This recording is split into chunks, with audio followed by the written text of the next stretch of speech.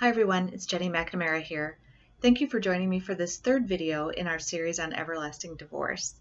As you may recall, our first video was just really defining what is an everlasting divorce, which is a post-divorce relationship with your ex that's generally high conflict and extends long past when the papers are filed. The second video was on what causes this. What causes two people who don't want to be married anymore to stay locked in this very stressful, anxiety-producing relationship when they could be moving on. This third video is starting to explore the effects that an everlasting divorce can have on a person. And there are three categories in which these effects can happen. The first category is physical. So just on a very basic level, when you're in a high conflict situation, your body produces the stress hormone cortisol, which helps your body kind of go into that fight or flight mode, which can save your life. However, in an everlasting divorce, you feel like you're in fight or flight or sometimes freeze for a long period of time, over maybe many years, and your body keeps producing that cortisol. Now, scientists, medical doctors, and researchers have found that in people who have elevated levels of cortisol over long periods of time, there are some significant illnesses and effects that can happen to their bodies. One is just a lowered immunity. So you find it much more difficult to fight those colds, the flu that's going around the office, whatever germs the kids are bringing home. It's just more difficult. You may catch more of them, and they might be more difficult to get over.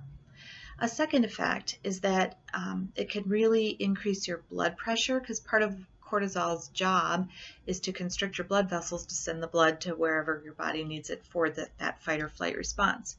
However, when it's chronic, when it's lasting long term, it's constricting your blood vessels for a long period of time, which can increase your blood pressure, can also exacerbate high cholesterol issues. A third effect, physical effect, is that cortisol has been found to weaken your bones. So if you are someone who's middle-aged or aging, and you may have some concerns about your bone health as you get older, know that those extended high levels of cortisol can have an impact on your bone health.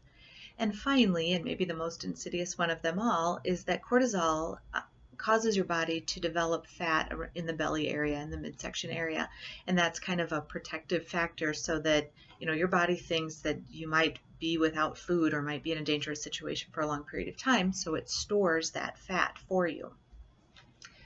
A second category of effects that can happen to someone as a result of an everlasting divorce is the category of finances and financial issues. So there are two ways your finances can be impacted. The first one is in your expenditures. So if you're in an everlasting divorce, you may find yourself having to spend a great deal of money on attorneys, mediators, a parenting time expediter, a parenting consultant, those kinds of people to help you negotiate with your ex. Those are bills that you don't generally anticipate are going to happen. They're really difficult to budget for, and that they can get extremely expensive.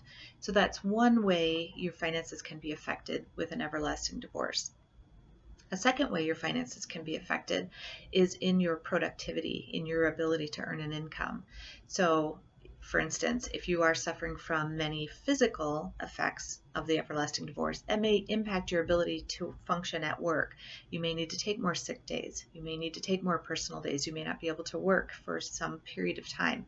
So your finances can be impacted on the receiving end and also the paying end.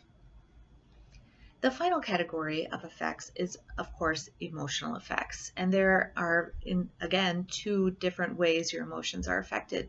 Sort of internally, you might be stuck in kind of a repeat mode. I don't know if you've seen the movie Groundhog Day, where each day he wakes up, it's the same day.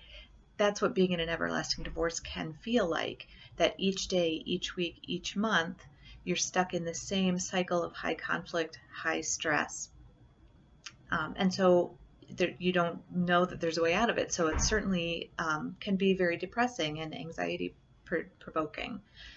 Another internal way your emotions are affected is that you have a difficult time developing a sense of self that isn't related or isn't primarily related to the divorce.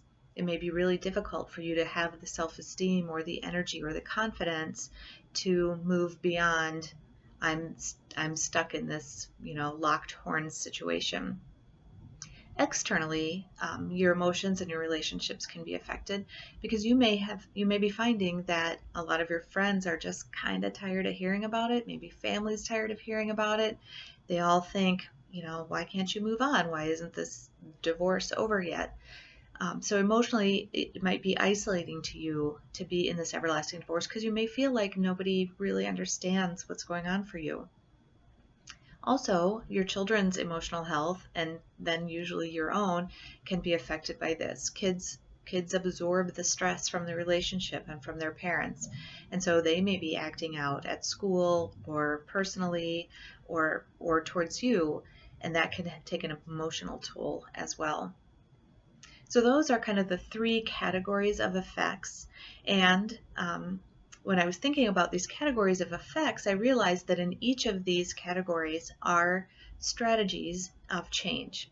And so in our next videos, kind of set of videos in this series, I'm going to look at each of those three categories in terms of them being a realm of change. So a physical realm of change and a financial realm of change, an emotional realm of change. And we're going to look at some very specific strategies you can do to help pull yourself out of the stuckness and start moving forward. Thank you for joining me, and we'll see you next time.